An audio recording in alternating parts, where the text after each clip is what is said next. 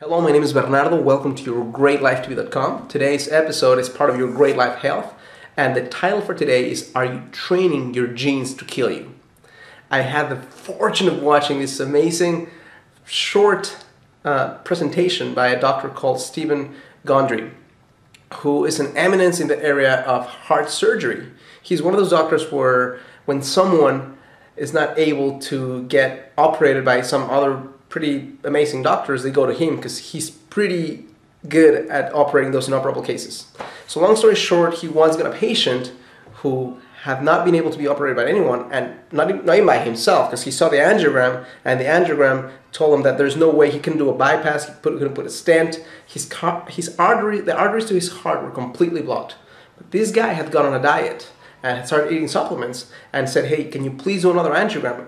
It's been 6 months since I got this one, and I've lost 45 pounds and I'm eating much better. This guy, being super smart, had never seen a case where that had happened or not really paid attention to it. So he said, it's not going to make a difference.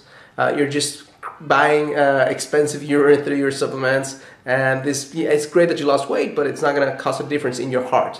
So he does another angiogram. He checks out that 50% of the blockages to his heart have been cleared out. So he became so interested that he started getting some supplements, but also developed his diet, went on it, lost a bunch of weight, and went back to his thesis from when he was a graduate student at Yale about evolutionary biology.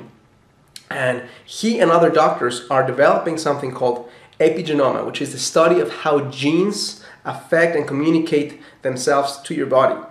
And the interesting thing about the studies that he and other doctors have put together is that it's not that you have bad genes. It's not that your genes tell your body to get cancer or to get hypertension. It's that the information that is passed on through your genes is based off it's based off the fuel, meaning the food that you feed your body. So when you feed your body crap, these genes actually have a function of destroying you, because they don't want, in order for genes to continue evolving, they don't want this host that eats crap, that is not going to be able to reproduce well, and that is going to be sick, to continue living. So they do what they can to get rid of you through a disease, which is pretty interesting. So the way to turn this around, he's talking about it, is to completely change the way people view food. The way people eat today versus the way people used to eat has changed so dramatically that by making a few simple changes, you can reverse any type of problems you're creating right now long term, and get more health and get more stamina and get more vibrancy in your life. A few other things that he recommends is, for example, eliminate whites. So whites, you're talking about white food, white bread, pasta, rice, milk, soy milk, anything that's white, eliminate from your diet. Anything that's brown, eat with caution.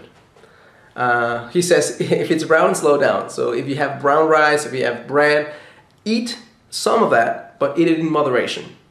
Because what happens is these two types of foods, especially whites, but some of the brown foods as well, they spike your insulin levels. And I've talked about it in other videos. What happens when your insulin levels spike is insulin is a growth hormone. So the growth hormone means it's acting like, he calls it miracle growth. Miracle growth for cancer cells, miracle growth for different diseases that are not meant to exist in your body. This actually fuels them so they can expand quickly, develop like crazy.